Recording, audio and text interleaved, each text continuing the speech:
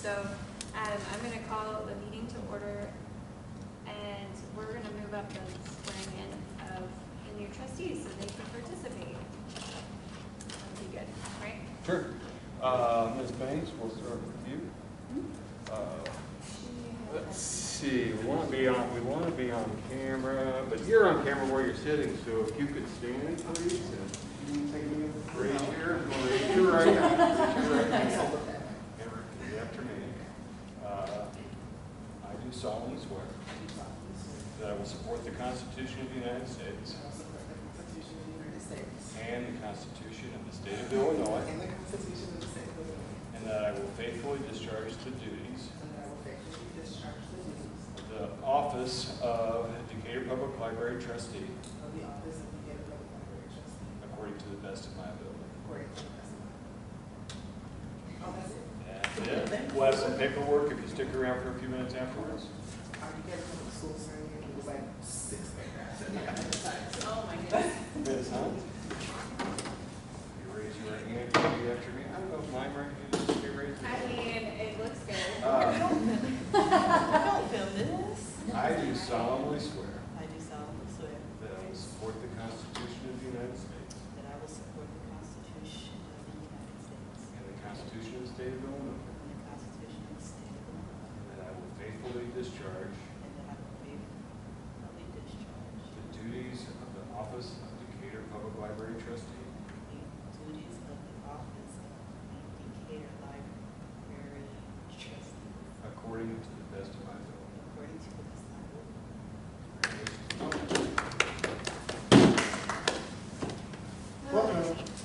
Oh my gosh. So excited. Thank you.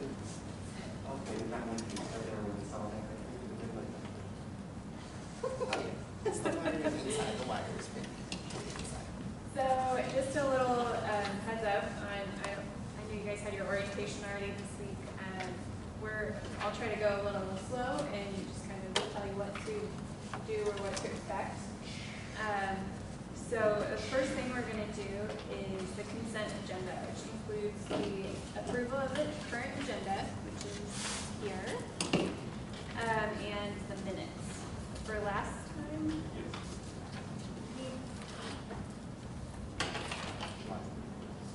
they can still vote on that, right? Typically you don't if you didn't attend, but you've got a quorum to vote on it anyway, so. So we'll go ahead, if anybody wants to make a motion to accept the consent agenda. Does that include us? Yep. I move to accept, to a motion to accept the agenda. Second. Okay, and then we can do, so, You don't have to do roll call. yes, I know, I was gonna say that. So, because when we were on COVID rules and we were doing Zoom, we had to all do roll call. So we only have to do roll call votes for financial things. So, and that's in new business. So all in favor, say aye. Aye. Aye. I missed who seconded. Oh, Carl, thank you. Any opposed? All right. So do we have any public comments? Or so, we did have some on the next line. Okay. Written communication. Yeah, and I summarized these to the committee a couple weeks ago, the PPR committee, when we changed back to requiring masks. We had some. I got about 5 total emails from 5 different patrons that were not happy about it. There were a couple that were, a couple were simply, like things like this sucks, but there were a couple who put forth a more in-depth statement. So we reviewed in committee. We reviewed the process of how we're approaching the changes in COVID, and if you don't mind, just for the benefit of the new members, I'll just briefly summarize that. So, especially when COVID first started, things were changing really fast, but we still sometimes have really quick changes. So rather than calling a special meeting every time there's a change in the situation, what the board directed me to do is reach out to the city of Decatur and reach out to Macon County Health Department for guidance on what we should do. I then report back to the board via email. If anybody objects to what I'm proposing, then we'll have a special meeting and discuss it. So that's the sort of the process we've been following since early this year. Any questions? I mean, we don't have to, we can talk about it a little later, but that if you want to have any more discussion on that, I guess. So, city librarians report. So also for the benefit of our new trustees, I report on the previous month. And when we do comparisons, monthly comparisons, we don't do it from the month before. We look at the same month the year before. So I just want to give you that context. The big news in admin was our assistant city librarian and also head of circulation retired after 29 years. He took another job, and that was we spent a lot of the month sort of working on the transition and the handoff. Planned our staff recognition committee planned a pretty nice, planned and executed what I thought was a pretty nice celebration, send off, etc. I put that in the July report too, but I thought it was worth revisiting. His last day was July 30th. On the 8th, we had in this room, United Way and Macon County Community Foundation partnered for a kickoff for the Dolly Parton Imagination Library Project, which will get, the idea is to get every kid in Decatur, well, in Macon County, I think it's going to be a book to keep every month from birth to, I can't remember how old it is, it's like 12. So this is funded by the Dolly Parton Foundation, and a nice little kickoff in here. The mayor read the story of some kids, and it was a good day. On the same day, State Senator Doris Turner visited, and I would like to say that probably the least pretentious politician I've had, and that sounds terrible, but I mean, she was just very genuine, and it was really fun to spend some time with her. It was really fun. She'll see all of you. Yes, they were so fun. Yes, yeah. And I learned that Carl can take 2 pictures at one time. So that was kind of impressive in its own right. On the 9th, the library accepted Best Use of Flowers Award from Keep Decatur Beautiful, and it's a 5 vote, which we thought was great, and we didn't do anything to deserve that. The Master Gardeners take care of most of it, and the Garden Club of Decatur does another part. We don't own the property anymore, but we got the award. We invited them to the ceremony.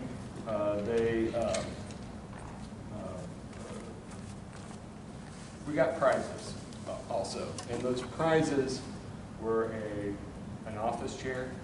It did not violate our gift policy because this is something that anybody could have entered.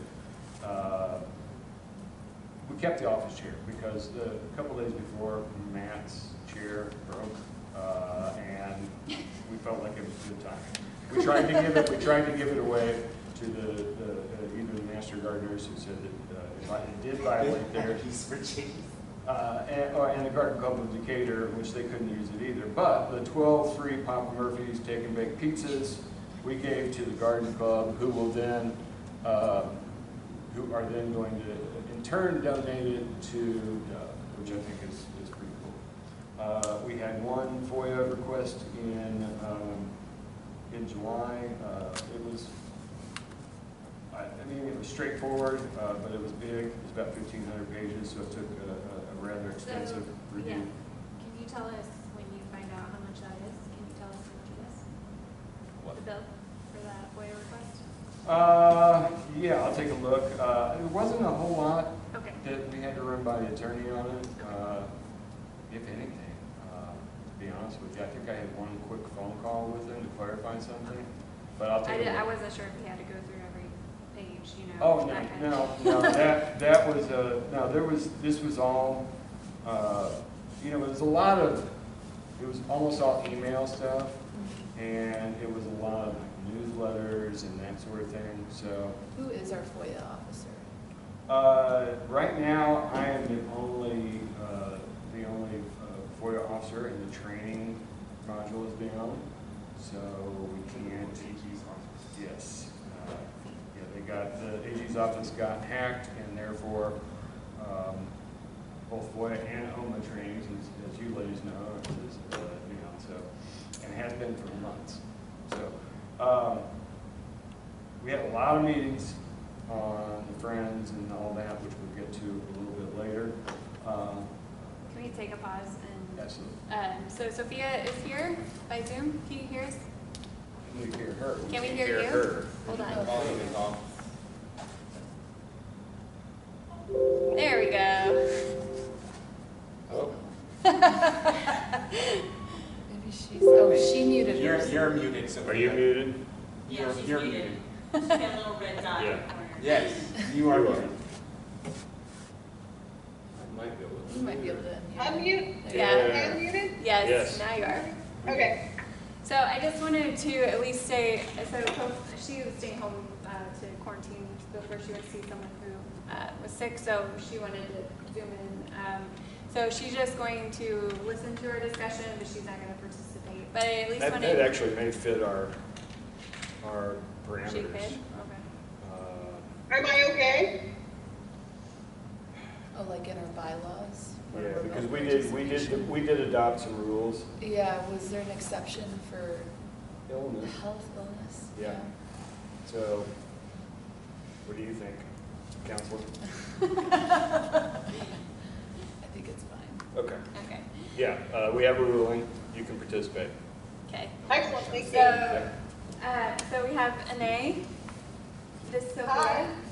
and then we have Alana, who is, these are two new board members, and Shelley wasn't able to make Welcome. it today, so I at least wanted to welcome Yeah, you. absolutely. So, What? I realized it's been recording for the last 11 minutes. Oh. so circulation, the big thing in that department in July is that Robert and Carol Zeiss worked on the transition, and I apologize. Division head reports won't be forthcoming because 3 of them couldn't make it, and I told Carol she didn't have to be the lone ranger. It's a little period, so we didn't have to send you guys. Yeah. Yes. So technical services, not a whole lot to report there. Programs, resources, and services. John Shirley, who's on out there at the desk, who probably said welcome because he does everybody, which is wonderful. He's updating and adding more theme book lists and QR codes. You seem to be back. Susan Bishop has taken over a position as facilitator for our Rebecca Cottle discussion group, book discussion group. Tabitha Bilyeu is changing the Spice Club into a cookbook club. And Casey Stein's been working on Take and Makes. Programming has been a little bit down, but it was about 900 kids involved in summer reading this year, which, considering the circumstances, I thought was pretty good. We usually get well over 1,000, but systems, Matt, the stuff he does, sometimes I don't even really understand what it is, but he makes sure that everything is running, and he keeps, and he solves problems in a heartbeat. I just wanted to say that he and Chris Nyheiser, the assistant in that department, the workload that they take on and the way they approach it is, it's a huge workload. I mean, and Matt used to do it by himself, and Chris has been a fantastic addition. I like it when he comes because it makes it visible, kind of because he's working in the background and supporting recording everything. Yeah, and he's out of here by 1:30 in the afternoon because he gets here at like 5, because that's when he can do his long range work and rather than just be responding to help calls. And it's just I keep throwing things at him and he keeps going. So Archives and Special Collections, the Project Pinkwheel Camp ended this month. They came in. Jesse Blunt brought a lot of kids in to use the local history room throughout July, and it was cool seeing them, kids get excited about doing some research in the library.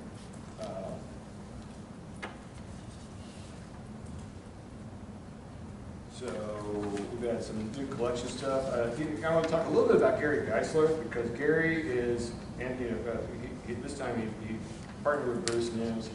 Gary's a volunteer in local history. He's a local attorney, and he's got a little bit of a following now for his programs on local history, and he makes really cool. He's the Ken Burns of the Yeah. he makes really cool historical videos.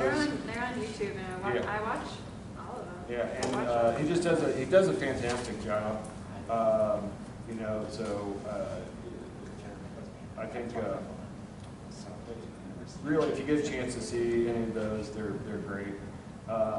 Becky Damps, our archivist, she met with Paul Cross from Looking for Lincoln. The Illinois Freedom Project exhibit will be coming here. September? Yep, just a couple of weeks. So they'll be setting it up on the 31st. It'll be a big display, and we're looking forward to that. And hopefully you have a chance to look at the 9/11 display that is up there now. And just talking quickly, I could pull up the chart, but I want to talk quickly about some trends also that we're seeing in some of the numbers. One, I have a huge statistical thing that I can forward to you guys and let you. This is where I pull the numbers from. It's gotten to be a bit overwhelming because we added another year.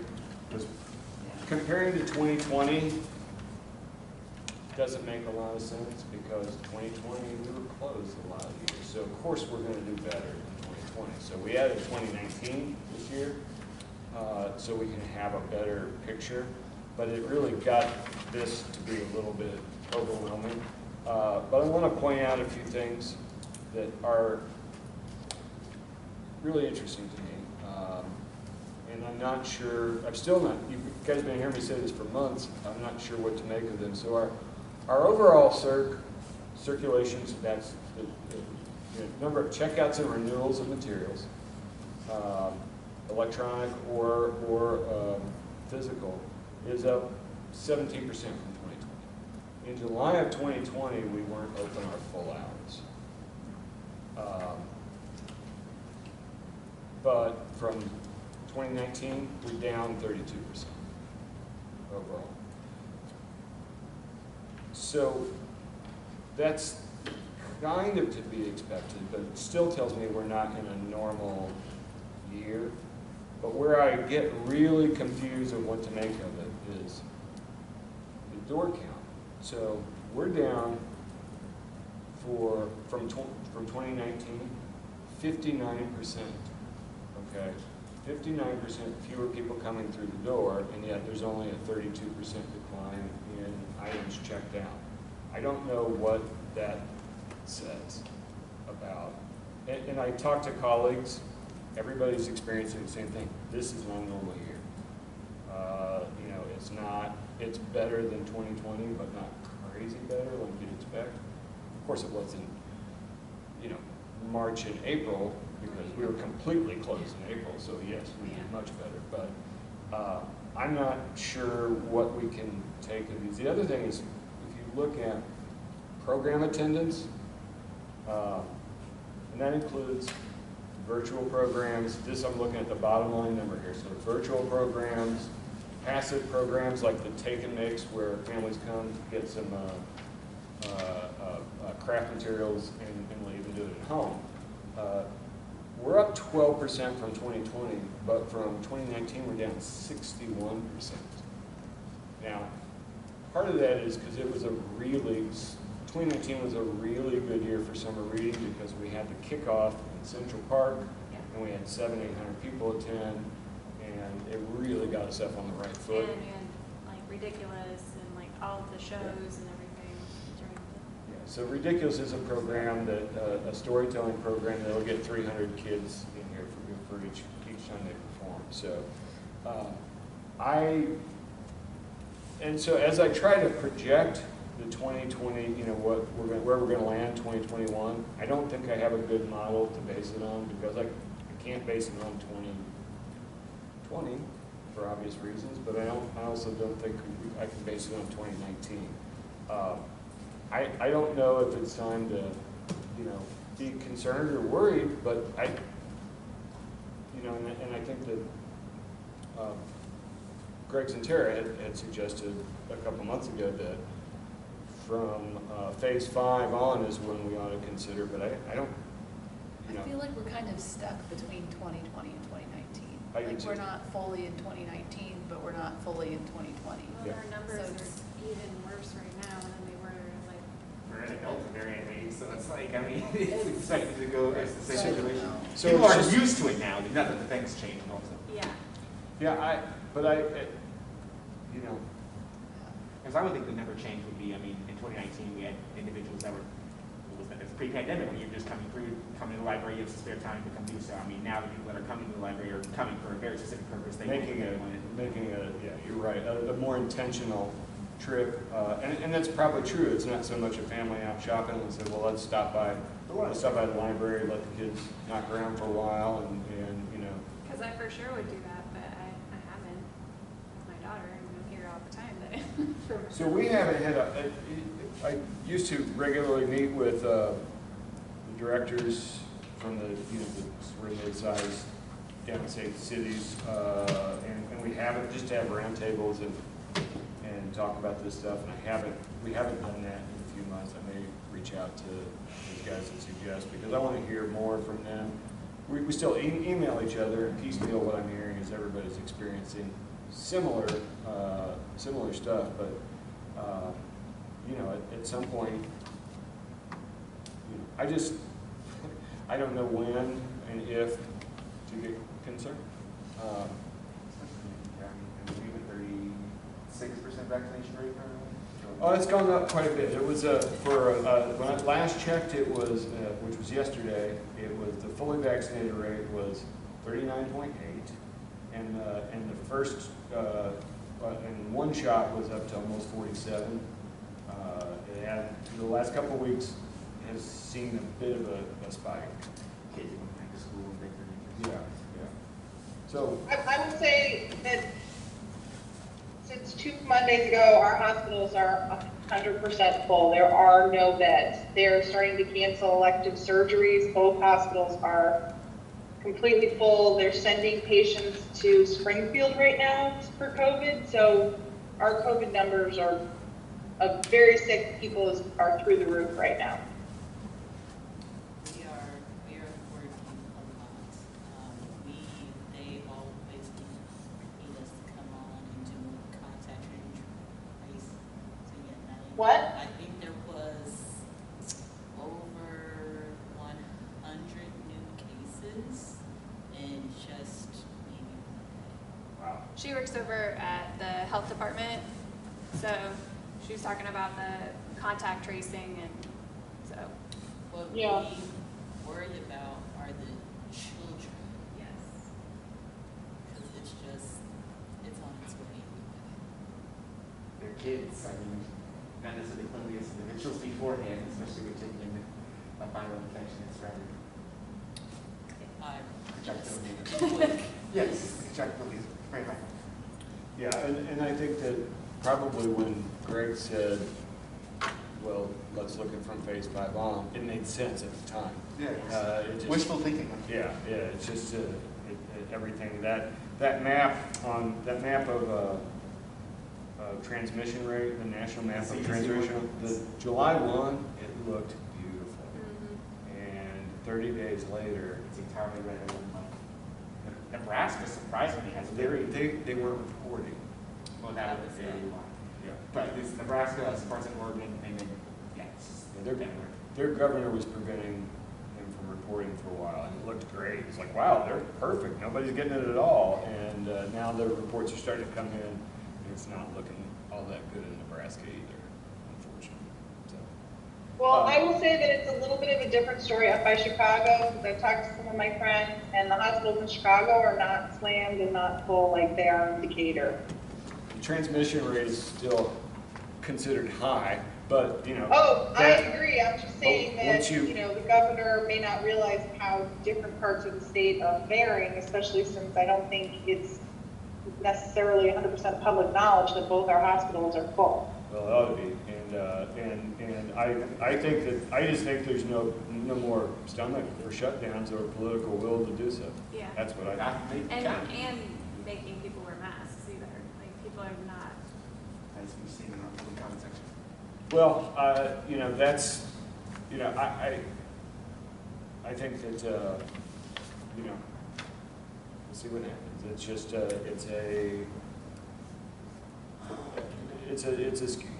there's a lot more important things than these numbers, so, I guess my point is we're not in normal times yet. Yeah. I feel like in some ways, at least in Macon County, we're sliding backwards at the moment. And I'm usually, Not for that long. by this time of year, I'm able to give you guys a pretty confident, here's where I think we're gonna end up at the end of the year, circulation-wise, and compare, and I'm not confident at all in it this year, so. That's my report, and happy to take any questions. And the division. Yeah, and the report. So any other questions for Ray? If anybody wants this, I will. Fill a seat, the last seat. I'm sorry? Are we still looking to fill the last seat? Are we still accepting applications? I think so. I think they accepted the applications at any time, and we'll put them, because we've had folks that couldn't fulfill a term or whatever, so. Yeah. We do have there's a spot in old business where we always talk about our open position. Yeah, it's been a standing It's been a agenda standing- item for a long time. So, I can tell you what I know later in the meeting here. So we move on to the PPPR committee. The last one we had was a little bit longer. We were just had a lot to talk about. Yeah, so personnel update. Of course, Robert's retirement, and kind of just briefly talk about my plan. There is Carol Zeiss is going to be the interim head of CERC and continue also as the head of technical services. We'll see how that goes, and as I'm working on the budget, and as far as assistant director duties, we're just, the admin team's all picking those duties up. What I'm planning to do as I work through, the 2022 budget is to look at various restructuring options, not just from a operation standpoint, but also from a budgetary standpoint. I mean, anytime, somebody, higher ranking leaves, the administrator in me says, maybe we can save some money. So I don't know if we can or not, but that's when we're looking at it over the next few weeks. I don't feel like I have to make a decision in really short order, but I don't want it to linger too long. What I will probably do budget-wise, if we haven't made the decision, is budget for worst case scenario, most expensive case scenario. And then if we end up saving money, then that'll be okay. Okay. Christy Nickton-Smith was promoted to full-time, and we've decided to hold off on backfilling. We have a half-time page position that's open. We've decided we're looking at a 27% to 30% decline in physical item circulation, and a page's job is to get things back up on the shelf. We're going to hold off on backfilling those 20 hours and see if we really need to. Okay. Questions, personnel?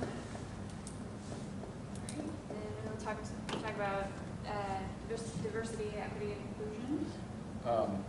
I would like to, if willing, ask Carl to become the chair of said committee. And if it would be helpful to you, Katie can serve as like the staff liaison, if you're willing to do that. Yes, I'd like to take on the responsibility. Excellent. I will, I've sent all you guys those 3 proposals. I think I suggested that the committee vote on, are those the 3 finalists? And that vote closes tomorrow. I'll report back what the results of that vote are.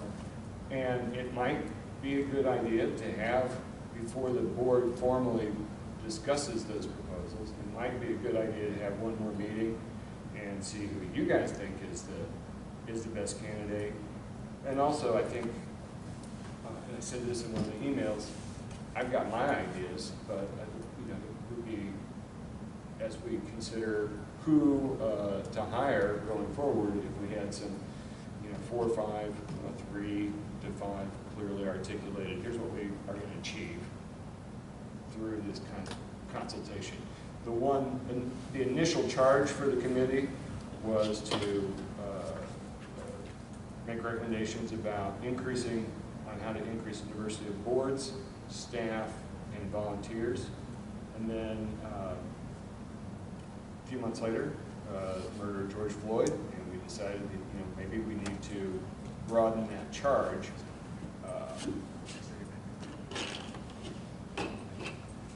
But that's I think, and then that could be brought to committee, and I don't expect that you guys will make a decision next month, but I'd like to begin discussing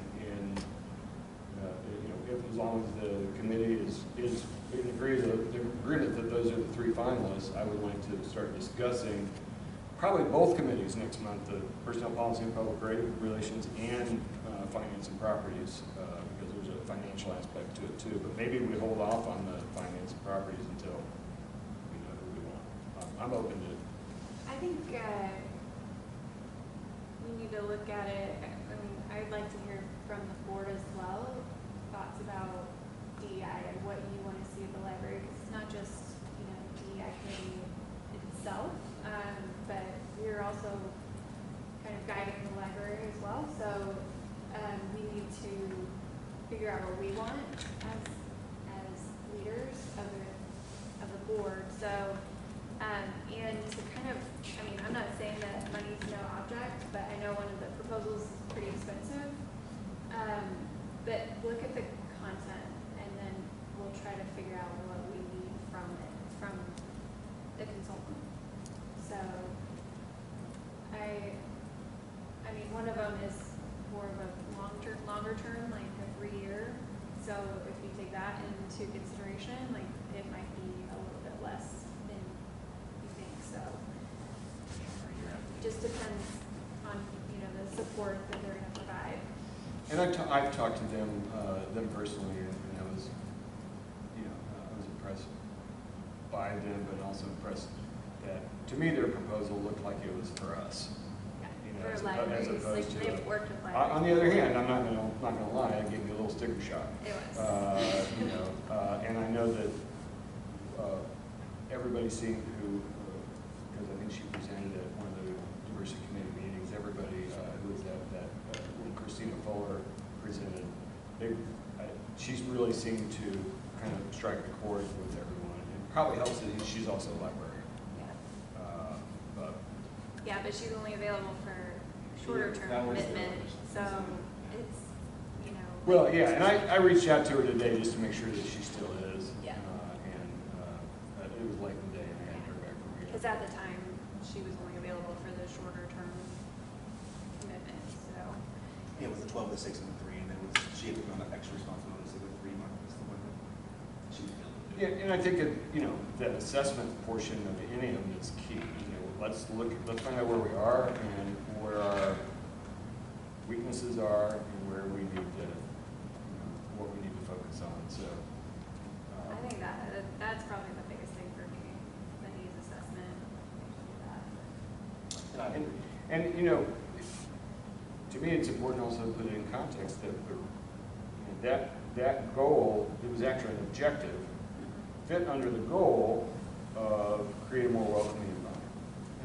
You know, we wanted to, you know, we thought one of the gaps that we had in having that welcoming environment we want is a staff that didn't necessarily reflect the community we're serving. Questions, comments? I've had individual conversations with some of our new board members about it. I mean, same thing we just kind of spoke to. It's a stark contrast in what the availability / the programming would be, especially the cost in that. Granted, as I said, the larger price one is over 3 years anyway, so I guess if you do the math, it's roughly around 30 grand. The other ones obviously aren't. Like, well, I believe one of them's a year, but the other ones are 3 months for somewhere in the ballpark of 20 grand, I believe. Something like that, yeah. So 20 grand for 3 months versus 30 grand for 1 year, and it's a 3-year contract, I guess you could say, something of that nature. So it's So a it's, start. Well, and we can look at other sources of funding too. I mean, Yeah. like maybe reach out to the community foundation and some other places. You know, typically our professional services budget is per year is 40-ish thousand. We've been as high as 45,000, as low as 35,000. So, you know, it's all, you know, something to keep in mind, and, you know, in here I'm doing what I said I wasn't going to do, which was, you know, I said I was going to listen more than, but I don't know if we had considered anybody local, you know, getting started with you know, a consultant from out of town, and is there anybody local that we could work with to sort of take us home? So there were some, I mean, options. I don't know. I never saw any proposals. Yeah, I thought the issue was the feedback aspect, and that we kind of had about, I think, a month and a half of a window period for, we put out, I won't say we put out a notice, but we sent letters of interest, something of that nature, to different candidates, and we've only got a certain number of them back. well, it's a busy industry right now. Yeah, that is also a very time. Right. But I mean, securing a consultant is important. I think it shows a commitment to DEI and in our community. So, And I think one of the points that Rick raised in his email that went out was that, you know, we, at the absolute bare minimum, want to make sure this is getting done by the end of the year. I mean, Yeah, we're for sure. working with the contractor themselves to get it going forward. well, and just so you know, they did not see the email. So. Yeah, and I'm happy to share those. Or Yeah, he can forward it. it's a lot to read, It's a lot to read. but I'm happy to share those. But I mean, it's exciting. So, but I mean, if we want to set up a DEI meeting, and we're just going to set it and not have many meetings so that we get as many people as possible availability, but we know that that's not always the case, but I think that would be really helpful. And you have Katie's email, right? Yeah. So, if we can coordinate that before, early sometime in September, ideally. Because our first meeting for CPPR is September. And it's going to be beginning of September. it's going to be imperative that, you know, I get you guys a draft budget also, so that we can begin to think about that. I've been working with county today to get some numbers, but that's been Okay. Questions, comments? So move on to the FMLA, leave expansion and emergency paid sick leave policy. So this was a policy that was law in 2020, and it was allowed to expire. And they said that the federal government said that individual organizations could continue to provide this for their staff We, in January, voted, might have been December, voted to extend it through June 30th. I forgot to bring it back to you guys, and I, thought that we should extend it another 6 months. It is basically, you get 10 paid sick days a year for COVID related above and beyond your normal sick pay. And also if there are child care issues that are a result of COVID, then we would extend FMLA protections to them. The So committee had recommended to extend it through the end of the year. Whatever. that is correct. Slept since then. So I will take a motion to extend it to the end of the year. All right. So it was Alana and Carl. Did you hear that? Yes. All right. So all in favor? Aye. Any- Am I allowed to vote? Yeah. Yes. No. Aye. Sorry, we forgot. All right, so we'll move on to remote work policy. We didn't actually we just discussed it. I wasn't at this meeting, but I do have a lot of comments. I don't know if we want to talk about them now or in committee or. Yeah, before we do, let me tell you where we got with this. Yeah. Okay. And in discussions with our division heads today, I think really what we want to do is just make it a lot more narrow. Yeah. Make it in cases of illness that may be infectious, and but you can still do some work. So it's work. not just you can request it anytime, it has Yep. to be. And then Carl, I think, made the suggestion to put a cap on the number of those days in the year so that it doesn't become abused. So as long as, you're legally comfortable with that and you guys are comfortable with that in general, that's what I intend to pursue. Yeah, no, Does that make more sense than Yeah. what you saw? Yeah. Okay. I know. Just for a little background though, for the board members, during COVID, we did have everybody working from home, and so there have been a couple of people that have continued to work from home. One person was just because it was a little bit easier, the other person is due to illness, so she's not able to be in the building. So that's kind of where this. And the stemmed first from. person's back. Yeah. Yeah, she's back working. Yeah, so. And that was all of my markups had to do was just setting the parameters for it, because there's so Well- many, how do you evaluate Yeah. and, I got setting it. a performance evaluation and what are the qualifications and. Yeah, that was the thing, is plateauing out what Because- departments get that, because obviously someone that works in, as a page, can't work from home as compared to Exactly. someone, doing technical services.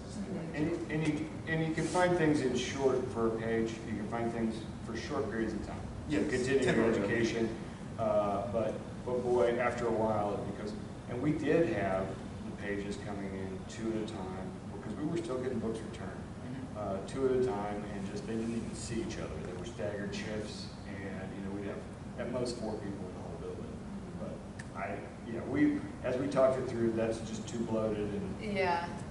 I don't know if this was in here, but are you going to include something for they take home library property? Do we have a policy about if they damage it or it gets stolen? I think it might have been touched on in that. Yeah. And that's almost verbatim from the SHRM website. Yeah, I did see that, yeah. It just got us started, but as we talked Yeah, it through okay. at the committee,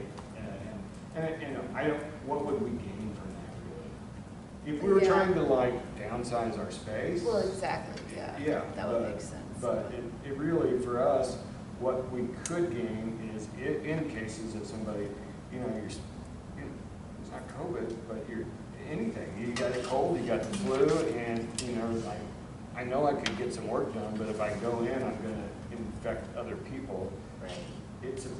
I think it's a win-win. You still get some productivity, and they don't spread the illness, and they don't have to burn their sick time, which, you never know when you're gonna need for something more serious, so. Well, and we also discussed, how do you make it fair for everyone? Well, yeah, if you deny someone for, if you're Part of denying it, someone and it's- accepting someone, then that person diversity, denied equity, it's a whole. and equity. I would like to hear your opinion on, can you differentiate between work duties and job, because to me, that seems Yeah, reasonable. well, I think so. I think if it's, like you're saying, a page versus, IT, Yeah. you can more easily work from home than when you're, yeah. And And then- then maybe it's like setting up some kind of, for the pages, it's setting up, here's some things you can do while you're at home, like having kind of a job, like, for those 5 days, like, Yes. here's And what we can have you do. And that was done during, and Robert did a good job of not only, we all pitched in and found resources, webinars and stuff like that, but Robert did a good job of setting up some accountability. So you've done this webinar, now tell us what you learned, and some of them got into it, and so we got the most educated pages in any library in Illinois. I mean, so it was a good experience, but that can't go on indefinitely for every job. I mean, we were even getting to the point where we were running out of stuff for them to do, and that's why we started bringing them back in and building. I was gonna say, you're referencing the waiting room. Oh.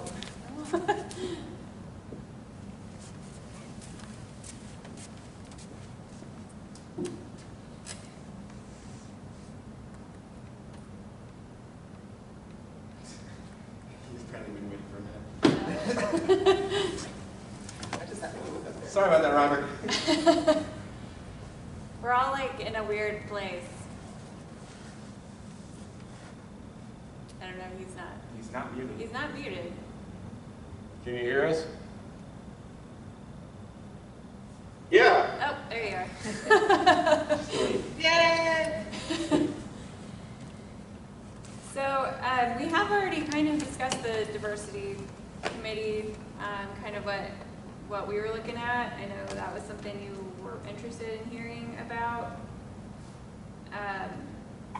I mean, I could tell you what we discussed, and then if you want to add something to that, Robert. Sure. If the board has time to do that, I mean, I can read the minutes. Mostly, you guys are, you're committee members too, Carl and Samantha. So I think you guys had a good grasp of what we were trying to do and what we've achieved, and also the 3 consultants. I think. First, I want to say welcome to the new board members. I didn't get a chance to do that, so welcome. I'm glad to have you on. So anyway, yeah, it's those 3 consultants. They were the ones that kind of rose to the top, and we had some more that we were looking at maybe for presenters. But I think we have some really good resources with some of the committee members that have some good experience and had some great suggestions, especially with Brenda Major, Natalie Beck, Abby, and a couple more I'm sure I'm forgetting. So. Awesome. No, that's great. Like we mainly just talked about like what we kind of want to do, because I think we want to hear from the diversity committee one more time, as far as the actual like getting everybody together. Right. And Carl's going to put that together along with Katie here, and then we have the proposals. The board members have the proposals, so we're going to kind of look at it from a perspective of what do we want to see, because that's the other thing we want to hear from the DEI committee, which we'll, as members, we'll also talk about. But what is the shared goal here, and then choose the consultant based on that shared goal, basically. So. Sure. And I mean, we've all seen the stickers, so it's like it's going to be really important to have a plan before we actually choose a consultant. And implementing that plan before the end of the year. Yeah, at least get them signed. Yeah. Oh, we're in A August plan, now. yeah, because it's been a little while, so. Right, and that's, you know, I'm glad to hear that. I think you can't underscore enough, you know, getting it done as soon as possible. We've had a lot of, you know, I think I would have liked to move faster, but when I talk to people who have been through the process, they say you want to make sure you do it correctly, you know, and working here in Appleton, I've been talking to the DEI officer here, who was actually works for the city, and you know, it's the same thing. You know, you want to do it correctly. You take your time. Sometimes it takes longer than you would like for it to take, but you know, at the end of the day, if we could get to that point everywhere where everyone feels like they're valued, and also we feel like we're included in the process, everyone feels like they can be included in the process, or feels like, you know, I think one of the goals that we had was increasing diversity in the, three of the goals, increasing diversity in the board and staffing, and also in our resources. And so along the way, we also decided that, you know, we wanted to make sure that everyone understands how important it is for the inclusiveness too. And also putting a statement out there on the library website, kind of letting, you know, everyone know that where we, as a library, where the library stands. And, you know, it was great to talk to the mayor and hear her thoughts on it. So, you know, I guess a great goal would be to make sure, you know, that the city knows what the library does. And, you know, like in some places, the library is not standing, sort of, it seems like it's standing alone doing something like this, but also working with the city to do something that's, you know, similar, because at our, you know, when we started, and even now, it's tough to find out exactly what the city is doing for this particular effort. And that was one of the things I wanted to, you know, really kind of keep working with the city as much as possible, talking with John, talking with the mayor, talking with Rochelle and French, and seeing what, you know, kind of, because this is something that, you know, I think not just for a library, but the city of Decatur needs to embrace. Sure. And have a little bit more. I think that'd be a good goal, maybe down the line. Right. Let's get our house. Right. Yeah, exactly. So, right. So that's all I have, you know, really have to say. I wanted to let the board know I really appreciate you guys continuing with this. I'm not the chair or anything like that, but I would be more than glad to, you know, answer any questions if you ever have any questions about our process or kind of how we came to what we came to. Feel free to contact me at any time. Awesome. The one question I guess I wanted to clarify, because and I can go through the communications and look, but the number of consultants that we have is more or less what was presented, but also who kind of expressed interest. I mean, we had that month and a half long period. We kind of were putting out feelers and asking for letters of, and I don't say intent, but some kind of proposal, or just to show that they were interested in, you know, being our contractors for that. We were wondering what local individuals were on that checklist, on that roster, I guess you could say. We did not have anyone that was local that was at a library experience. And that's one of the things that, you know, starting off, we were looking at who has experience working with libraries. Libraries, they're a little bit different animal. You know, I've talked with some people here they're in Decatur, and you know, it's one of the things that was brought up, you know, a couple of times, is that we know that there's some really talented people and some people that have some good experiences with consulting, but we want someone who not really to bring a canned presentation, if you will, or a canned a process to the library. We would like for someone to look at our needs and wanted someone to look at who we are and where we want to be. And we felt like talking to the committee members and different ones, felt like the consultants that have experience doing that with libraries would probably have the best chance of doing a good job of defining what a library is and what their needs are. So that was sort of how we ended up with the three at the top, they were recommended by someone who actually did this Decatur Public Library strategic plan. And they also recommended by, what's her name, Christina was recommended by the Public Library Association group, and I think also someone that works with the American Library Association. So having looked at that, and I talked with different members of the committee, they said one way we could possibly include some of the people that were local is maybe have them do presentations. And after we have decided on who the consultant is, because the committee had mentioned, a couple of times, a few times, it would be great to have someone local, but we just really could not find anyone local with a library experience working with libraries for the whole process, so that was why we didn't settle on a person that's local just for this process. Sure. Yeah, that was my understanding. Thank you, Robert. Yeah. All right, anything else? Okay. Thank you, sir. You're welcome. You're welcome to hang out. We're gonna talk about exciting policies now. Oh, Good to hear your voice, Robert. Hey, it's good. You guys can't see me. I'm sitting out on the balcony with the river behind me, so I was going to say sorry about the singing. Somebody's got some bluegrass playing across the river. Better have the video on. Yeah, there's no camera connected to this laptop, but if you don't mind, I don't think I'll hang around since I don't have to now. That's fine. Yeah, go. Enjoy your day, Robert. Yeah, enjoy Appreciate your it, evening. You guys are great. Thank you. I appreciate all you guys have done in working with you. And Rick's been super, and I wish you the best. And like I said, I'll help any way I can.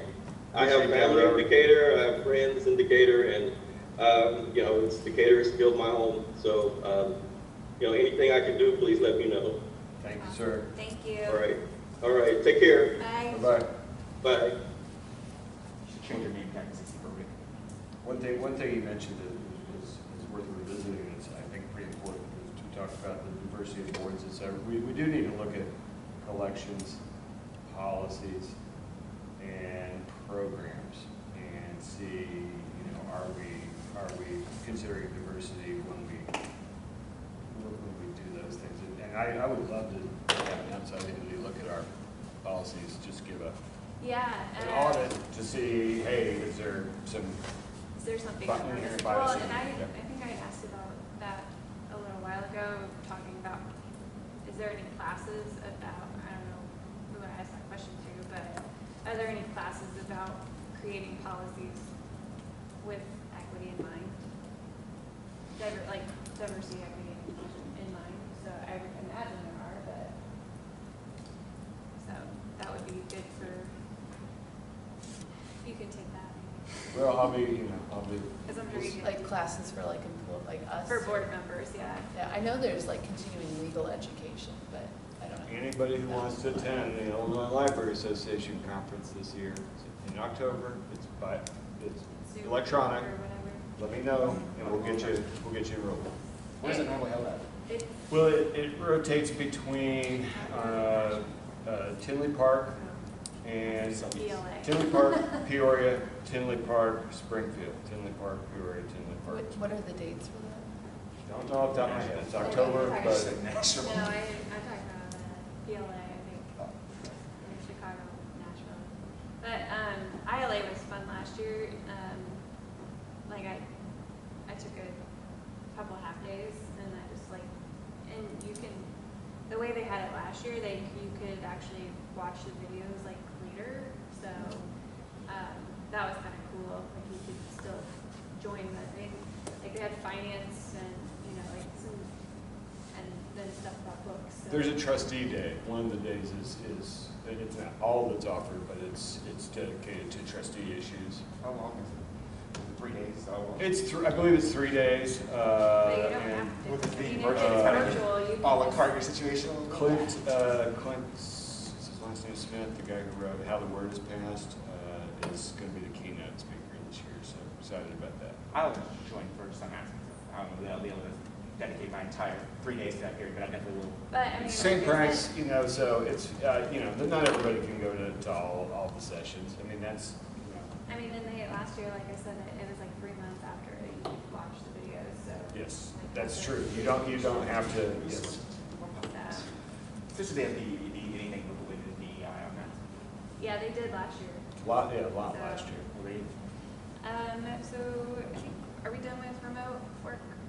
I believe so. I mean, I think Yeah. we'll just, It's October 12th to the 14th.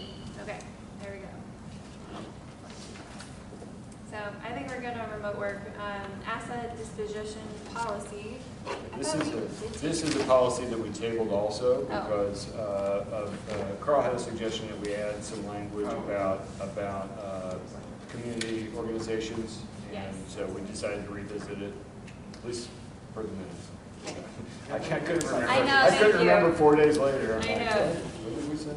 And then the final policy that we discussed and made a recommendation, the Gates Lab policy. We basically changed the name of it because it used to be the Bill and Melinda Gates. And That's all we did. that's all we did. So if anybody wants to make that motion. All right. First, second. You first, Carl. All right, so, any discussion? No. I have a question. Is there a cost associated with? No. Oh, sorry, it's about the policy, not the name. Not the name. I'm sorry. The room? The Gates Yeah, Lab. it was funded by them, that's why it's called the Gates Lab, but no, there's no cost to use it for patrons. Yes, yeah, yeah. Yep. All right, so I will do, all in favor? This one's Aye. cost. Aye. Any opposed? All right, any other PPPR related that we forgot to talk about? Oh, we talked a lot about the masks, so like we kind of discussed, are we making the right call? The committee, I mean, we didn't obviously do any action on it, but we just all felt that at this point, the safest thing is to require the masks. Not a business, we are a government entity, not ran for profit, we are, as an asset of the community at large, the people that we serve are generally low-income individuals who may not have as much access to healthcare, and children which may not be able to get access to them all. And I think from a liability standpoint, it's probably the safest decision. Yeah, especially when you reach out to the health department and they say Yeah. highly recommended, so it's hard for me as a city librarian to say, health department's telling me to do this, but I got a feeling and it's Kit, not I mean, necessary. Kit, Sure. I watched a YouTube video today. Oh, okay. Expensive filters, I think it's the smartest idea. Well, I mean, Those, we like, do have a filter, right? layers or whatever. It's like, they have ones that they made specifically for certain areas. I just know it costs a lot, so I think I would have rather just make people wear masks instead. And, I mean, at this point, like, kids can't be vaccinated. I think it's the safest bet here. I think the one thing that won't wait, say it's outstanding, that was the ability to get cool masks, DPL masks. They're ordered. Oh, yeah. Okay, they they're will ordered. kind of ordered. Yep. So, I think it'll be good publicity too. Like, we know. Snap a sticker on the front of it. Yeah, yeah, we ordered some. How many were 500, 1,000, 500? 500,000? 500, Everyone in the city get a mask. 500, comma. Everybody gets 1,000. 3 masks. Yeah, this is- 4 masks. So that was the main thing we talked about. Like, we feel like, and like Rick said before, we're making decisions based on public opinion and change every hour. So we did not have a finance property committee meeting. There is no foundation meeting. We did have a Friends of the Library meeting last week. It was on the 12th. And Oh, was it? that was last Thursday, I'm pretty sure. Good. Yeah, it certainly was. Certainly was. I don't know why I looked at that. So there were several programming requests. Did you write down the dollar amount? It was over $1,000, I think. Was it? I think it was. There was like a $500 one or $400 one from the programming. Yeah, because there was the jazz, so we had the jazz group come from New York a couple nights ago. Yeah. And that was already booked, but we asked them if they wanted to pay for it, and they went ahead and did it. So there was that, and there's Barry Cloyd, right? Yep. There was Take and Makes, Yep. because they fund those. They're projects you can take home. They funded the volunteer, something nice for our summer reading volunteers. Who donated, I don't remember what she said, but they donated a lot of time, and there were only 10 of them, or 8 of them. Yeah, usually we got closer to 20. So they donated a lot of hours to staff that desk out there. So they funded a lot of stuff this time. So that was pretty cool. Just mark it in your calendar. The Labor Day book sale is Labor Day. But it's actually, so if you want to volunteer, if you're going to be in town, it's a really good chance to help. Saturday morning, if you want to volunteer, I can get you in touch with who to volunteer with. Saturday morning is putting books on the table. So you basically have a box and you throw all the books on the table, try to make sure they stand up so that people can read the signs. And then, so that's usually from 8 to 12. And then Sunday is the actual start of the sale. So that's not Labor Day, but it's the sale. If you're a Friends of the Library member, you get in from 9 to 11. And there's a line usually. So they are requiring masks. And but it's a busy day. So, and you can volunteer anytime. I know they're still looking for volunteers. A lot of their volunteers are older people, and so they were kind of nervous to be out in the community. So that was kind of something they mentioned. I'll be there Monday afternoon. I hope I'm not a cashier, but they asked me to be a cashier, and I was like, I don't want to be a cashier, but I will if you want me to. So, but then at 3 o'clock is when it closes, and then they need help putting all the books in giant gaylords that go to a company that sells them online.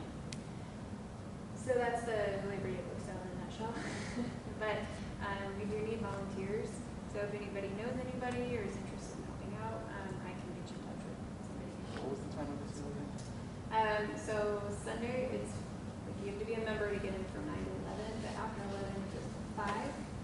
And then Monday it's 9 until 3. That's it, yeah. And then 3, it's 3 the tear down, and that's usually when I go. And this year, I'm not, the shoulder still is not. I did notice that you're not wearing it.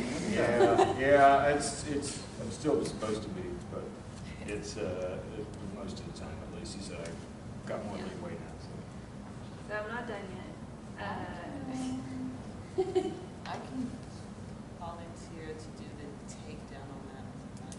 Okay. Yeah. So 3 o'clock. Which Monday will that be? That's the 6th. That is Labor Day. So I know they're looking for all the help they can get because it's a lot of physical work. So I might be able to do Saturday morning, but we're going out of town, so I have to check. I know I'm also going out of town for Saturday. So I will volunteer, not sure when, I'll hold my calendar. okay. So yeah, just shoot me when you're available, and I'll just figure out. Either I'll tell them that you're from me. But wear comfortable shoes. Sophia, are you in town? Yes. No, I'm not in town Labor Day weekend. I don't think you are. No, I mean, I'm going to visit my daughter. Yeah, I mean, I'm going to visit my brother, but I'll be back for a little bit of it. So they also have books between bites, which is the first time. So that is when somebody comes and talks to a group of people. It's a program basically. So they'll have somebody come and talk about a book. So this first one is September 1st. It's at 12 o'clock. They will not have any bites, and you're required to wear a mask, but they're going to be talking about Pillars of the Flower Moon. And Nancy Peterson is the speaker. So they're always looking for people to talk about books. Yeah. First at 12 o'clock. They're always looking for volunteers to talk about a book. So if anybody's interested in that, I can also get you in touch with who takes care of that. They just do that it's the first Wednesday of every month. So they're just starting back. And then we talked about the relocation a little bit, which we'll talk about later in the old business. So, anything else I'm forgetting? I don't think so. We'll have got something later to discuss. Yes. Well, did you talk about rotating going to the meetings? Yeah, that's next actually. So. Oh, okay. Did you say anything else about it? Yep. So I did tell them. So maybe probably, I don't know if you can set a reminder, send out the agenda from Faith, or do you want me to do it, or the person? I have a. Yeah, if you let me know who, or actually probably Michelle. Okay. She'll do a better job of getting it to. Okay. So that moves us on to committee assignments. So I do have that to a certain extent. I'm missing one thing. So PPPR, the current committee members are Carl, Susan, who's not here obviously, Kate, me, and our new board member who is not here yet, but she will be, Shelley Bruner. The Finance and Properties Committee is, Sophia will be the chair. I don't have a chair yet of the PPPR committee, but I'm working on that. So the Finance and Properties is Sophia, Alana, me, and Nay. And then there's an open position. I know, I know.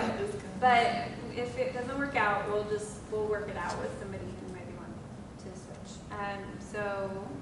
Our foundation representative will be Shelley eventually when she's sworn in, which will be at PPPR. She should be there hopefully. So Carl will be the diversity chair. And then the Friends Committee assignment, I just went based on seniority. So, September is Sophia, and hopefully she's the next tribute. And then because I've been in the last two. What day of the month is that? It is the second Thursday. Second Thursday. And I actually have the dates. So October 14th is Susan. November 11th is Kate. December 9th is. And it's at 4 or 4:30. 4. Okay, that's what I had down. January. Can you say who? I'll give you October, or you just give? I'll just give it to you. Okay. And if any of these get canceled, then you are free to. We'll just move to the next thing. So January, Solana, because I just went in alphabetical order, so we first, and then it's you're in February, and Shelley's in March. Since you guys all started it. Now, I have a question. Are we giving that a presentation from our board? Because I remember they used to do that, or is that something that we're not doing anymore? Yeah, so we just give a brief kind of overview of what we're working on. It's not anything very formal. The last time I think I talked about DEI, the electronic sign, and we talked about the relocation because that was a hot topic. Yep. So, and then basically you just come back to our meeting and you just do the report that I did. I mean, usually it's not as long. It's because they're getting ready for the Labor Day themselves. So that's pretty exciting because they make all their money at that sale. I mean, not all the money, but so that is the committee assignment. I will find out who the PPPR chair is hopefully within the next week, and I'll just send it to you, and we'll just at least have it on the record. Oh yeah. So that takes us to no report for IHLS, old business, board opening. We do have one board position open still. I've talked to somebody recently, and I reached out to the mayor, and she was asking I'm not clear whether this person is being looked at as a candidate, so. I know there are a few applicants recently, so. Yeah, so we did have quite a few from ADM, because they put out notice in their young professionals group. So we had quite a few people who were interested in, so they put in their applications if they were eligible, because you have to live in the city. So, but we are actively working on filling that last position. On that point, especially taking into consideration all the DEI concerns that we're talking about before it's proponent, is there any form? One, I already know my answer, so why I'm asking, I'm not sure, because it's the mayor that makes these decisions and the city council that vote on it, but is there any, push or ask to have more diversified pool of applicants? Obviously, we just diversified our board dramatically in that sense there, but. Well, I mean, yes, the answer is yes. So that is something I know I've brought up to her multiple times. The person that Rick and I have actually talked to that I liked is I think he's a person of color. Go on. I don't know. I guess that's not a correct statement then, but sorry. I'm so sorry. But I don't know. It's just, it is something that we're working on. So I just want to let you know. Yeah, I think to your point, it would be the person who appoints is very aware of it, and she's had discussions with me about it. But as far as, but she's only going to consider people who get to her, and that's where there may be, a disconnect, and it's kind of what we've seen here at the library. We've had oftentimes a good pool of applicants, a diverse pool of applicants for entry-level jobs, and my joke is the last time we interviewed for a librarian, a master's level librarian, we interviewed 5 red-haired women that were about 5 years apart in age. There was no diversity there at all, and I think that's something that we need.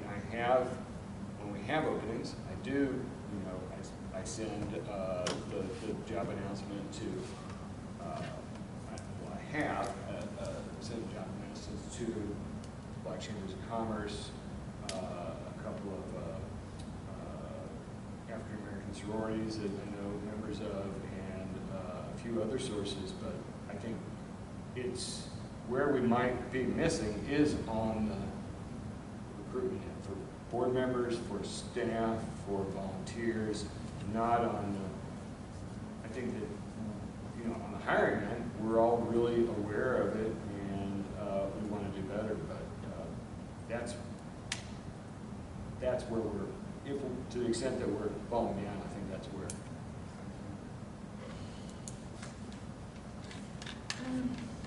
So it is something that we're looking at, and hopefully they have some candidates though for it.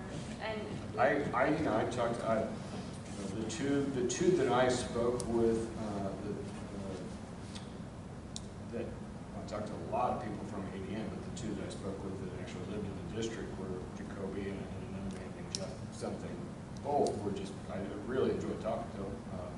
But yeah, I think at this point it's gonna come down to experience, because I know we're looking for someone with a finance background, because that's something that we just lost we lost experience. We lost 2 people. Yeah. I mean, one was the city treasurer, right, who knows, like all about that. And then we lost Amy Stockwell, who was the county auditor, right? She's an auditor. Yep. So sorry, I just got on that committee. Hmm? So the PPPR committee, is that, we can't be on more than one committee, right?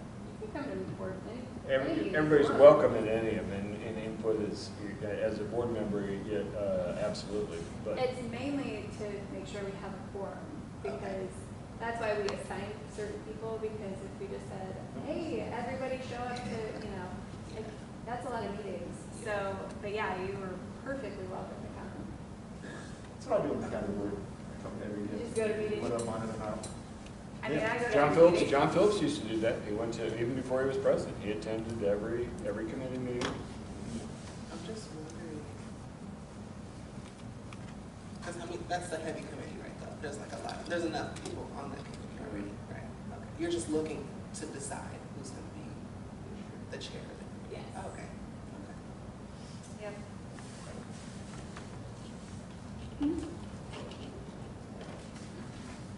So, that is, yeah, and then the electronic sign, there, Yeah, I just wanted to put that on there is, you know, the foundation has approved the payment. You guys have approved it, so those electronic LED message boards. But, you know, excuse me, a conversation with the city manager, there was some indication that since they're going to be putting some organizations on the other side of this wall, they might want to take part in that, and I've kind of reached out to them to say, did you mean financially? Because I don't want to move, you know, if they're gonna kick in, let's find out before we, because they're the final, the city council is gonna be the final approval since it's their property. Can you say some of that ARP money? And so, hopefully I can get that figured out shortly so that we can send it to city council for final approval. so, any questions on the electronic sign? It would go out on the Franklin Street up where that sign is, so, it's pretty cool. And if I remember, Okay. well, if I remember correctly from our last discussion, we decided that there probably wasn't any absolute need to remove a tree in order to do this. Is that right? Is that where we landed? Yeah, I think we landed on approving it and asking them to remove it. Yeah, we didn't require. We're not going to require it, we might just say. Well, we were gonna ask them to remove the tree, and then also we were gonna plant a tree. Plant another Right, tree. Yeah. but we didn't like condition approval. Because on if it. you, Okay, if that's you right. come down the street, there are a couple trees, or there's one tree in particular that blocks it, so from a certain Yeah, from one, angle. yeah, depending on which lane of traffic you're in. So, My question was, if for some whatever reason they say no, is there a backup plan to put it somewhere else? No, but, you know, what I'm hearing, at least from city manager and deputy city manager, who is kind of my contact for building stuff, I start with him, is that they had a very positive response to it, but again, you know, council has to vote. at the same, I mean, at the same time, if they say that they're not going to help us with it, we do have funds for it, the whole entire thing. So, Okay. Because I think I was thinking like when you pull into the parking lot, and I was even looking at the Decatur Public Library on the front of the building, and I was like, that could use a redo. Yeah. Oh, That's yeah, a something lot of else. things could be But that's for another time, I yeah, guess. if you want to get me tired talking about signage here, I will gladly start that. Yeah, for the Mount Zion Library just put, or they're putting in one on their property, like on the ground, and that one is pretty expensive. From what I understand, it's pretty expensive to put on the ground, but this one up here is about 30,000. It's about 22 total, I think. Never mind. Yeah. It's about 22. It's been a little while since we saw that. Yeah, yes. So, okay, any other questions about the sign? Okay. Friends of the Library relocation. We had a meeting with city manager Wrighton. It's nothing is set in stone, because he doesn't have any, like, official plans. I think this was his intention, and this was last week. So I don't know if anything has moved since then. Nothing? No, Okay. no. But the intention is to move Workforce Solutions, which is down in the bottom corner of the building, to the space up in the lease space. We'll just call it the lease space. But they would have to build out in order to do that. But since they're already going to have people in the building for the space that their friends are currently going into, or were coming from, they would ideally have the building materials and the people on site to maybe do that build out in that And the space. city would do that? And the city would do that. the Friends temporarily would go, their have sale on everything. Everything is for sale. So all of the books that they have are going to the Civic Center in a couple weeks. So normally they restock the room, but obviously they won't have the room to come back to. So they're going to move their extra storage and things into the lease space on the other side, closer to that wall of fences. And then once workforce is moving, then they will come down to where workforce currently is. So that is the intent. He sounded really excited about it, so I think that was kind of cool. He was like, I think, it sounded like workforce was really happy with that idea because they partner with Project Read, who's already up there. And then, like, the Friends would be in the space, so in our library footprint, and then they would be able to have more sales a little bit more often.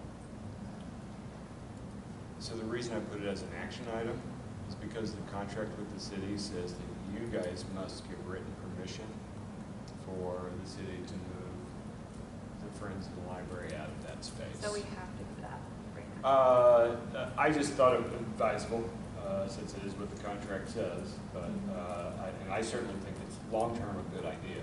Short-term it is gonna cause some hiccups, but, I just thought, I think that's the only option. since that hasn't been done, just to, dot our i's and cross our Forward, we t's. can just move forward. So we would be giving approval to the city to move the Friends. I don't know if we're asking how we're doing. Do we need to specify where, or just say? Yeah, should we say we give written permission to move them from that space to just? As I read the contract, as I read the contract, you probably wouldn't have to do that second part. Specify. It would just be that, Do we want to?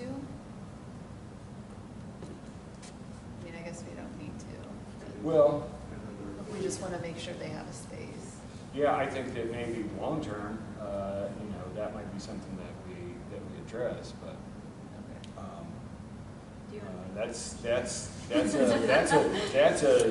decision that is a board decision. What we have now is a handshake agreement. Yeah, I mean, I want to see them in the library space. I think I think it's a good kind of even a test situation if they want to have a permanent, super permanent build out.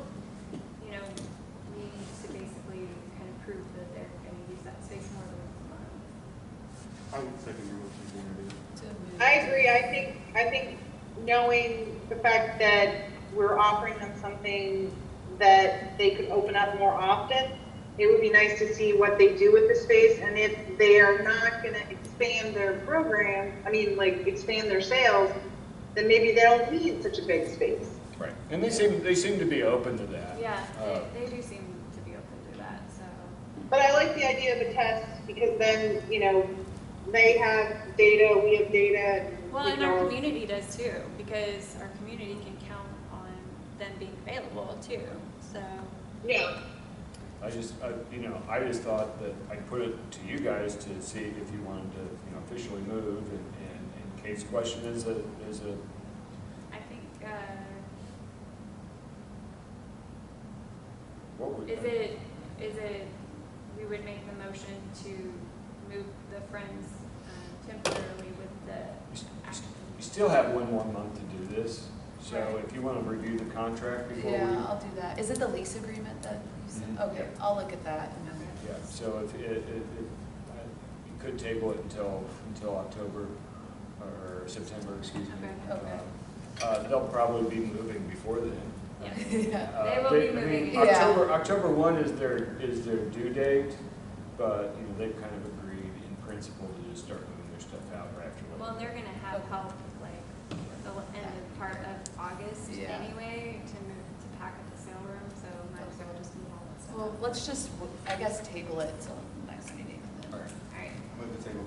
Okay. All in favor? I'll move that. All right. Who was the second? I'm sorry. Aye. I think Sophia said it first. The second. I don't remember. It's hard, I know. Let's go to the monitors. Did you second it, Sophia? No, I just said aye. Oh. Like, I agree. I don't know. Okay. I can't hear very well what's going on in the back of the room. I can only hear the front of the room. I don't know where the Closer to microphone the is. thing. We don't need, Where is It's the hard. I don't know, probably built in. I'm just gonna yell at you if I need to talk. Okay? I like it. Well, I mean, we're almost I done, can actually hear you. baby. Yeah, we are done. I mean, it's 6 o'clock, so, okay, any other old business? All right, then we have the check register. These are the checks written in July. I move to approve check register as presented. All right, I second it. Sophia seconds. okay, thank you. so in this case, there are no questions for Rick? I mean, usually, like, people will just ask, I like, did about have a question. Here, giant I'll ticket items. ask one question. What is, so the self-check workstation software, is that something that we renew periodically or we're? Yep, every year it's a licensure, we Okay. renew our license. It's, and that is I basically had to give a verbal NDA about getting that price because it was 4 times, almost 5 times that is what they wanted. And Okay. we got down to this price in just the software. They no longer provide us any support on the hardware. I told them I'm happy to pay you for time and materials, but to pay you $16,000 a year just in case Yeah, I there's think we problems. discussed that with them last year, right? Yep. So yeah, that's so we can have continue to have the licensure for the software. That's fine. That was the only one that I didn't 100% know what it was. The rest of the stuff was pretty standard. Yeah, I mean, I thought so as well, but I know we have 2 new people, so My question was the consulting was for, what was the consulting? Jessica Hill. She's the community resource coordinator or the social worker that she. And don't we have a grant that pays We have a for grant, it that goes that's through right, our it's a check pass-through. So the Macon County Mental Health Board, everything that we pay her, we submit to them and they reimburse us for. I was curious what the actual consulting was, that was the price. Social work, essentially, and the focus is on issues of homelessness. Not the only thing, but that's a big one. So, in this case, we do actually have to do a roll call, so I will go around the room. So, Sorry, that's your point. I am pointing at you. Aye. Alana, Aye. Lene, Aye. Kate. Aye. I said an A, but I put an L on it by accident. That was my intention. Because I was going, sorry. And then Sophia. Aye. And then Samantha, Aye. yes, okay. So, check register is done. I did not, I am sorry. No, it's okay, I just know her, that will happen. I was looking at you thinking, an A, and then I added an L to it. It's okay. We've known each other since the 6th grade, so I call her. Oh, really? I also call her all sorts of things. Good things, just different. This is gonna be super fun, guys. We'll be happy. All right. I mean, people call me I mean, crazy. So, the budget. Yeah, so we're in a good place. We didn't think we'd be in a good place, but revenue has been, more robust than expected. So, if you just want to go down the list of, like, at least on this. I mean, I'm not saying you can't go over the projection or anything, but for them. Yeah, and we did review this a little bit on Monday. Sure. Yeah, so we are at the end of July, we're 58% of the way through the year. We've collected 61% of our revenue. We're right on track with personnel expenses. You'll see that look a little not so good next month because we'll have paid out all Robert's vacation time and stuff like that. And then you'll see that sort of settle down. At least I think that will definitely be on the August. We're a little ahead of schedule on library materials, but we're okay there. Way under on professional services, just about right on allocations. Well, we're exactly right on allocations. Grants is a pass-through. That's all pass-through, so it doesn't really matter. We're spending a little more than expected on office supplies and maintenance and that kind of stuff. Primarily, it's in software, and I haven't, come up with a really good way to, in 7.5 years, get that just right. Something Matt and I are going to be working on the next couple of weeks. Staff. Postage is going up, I forgot to tell you. Postage is going up? Yeah. Well, postage is going up, but I'm ending paper notices. We will not be sending out paper notices.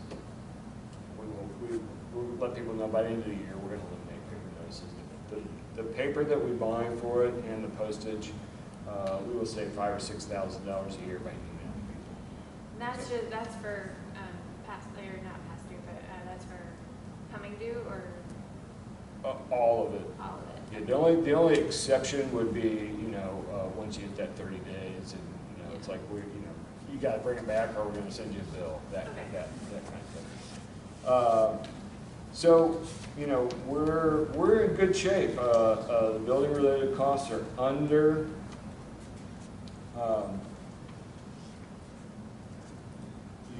We are, and I want to. If you go to the last page, there's something I want to point out because, sorry, mine is the next to last page, depending on how so the next to last page is where it says total, and this is your balance sheet stuff. So our cash position, the lowest cash position we had overall was $625,000, almost $626,000. Just like 8 years ago, we were running out of money. We were broke by March, and we had to ask the city to float us until we got our first property tax check, which comes in June. So is that because we didn't receive the property? Why is it so low? The budget was So in the red. we were just mismanaged. Oh,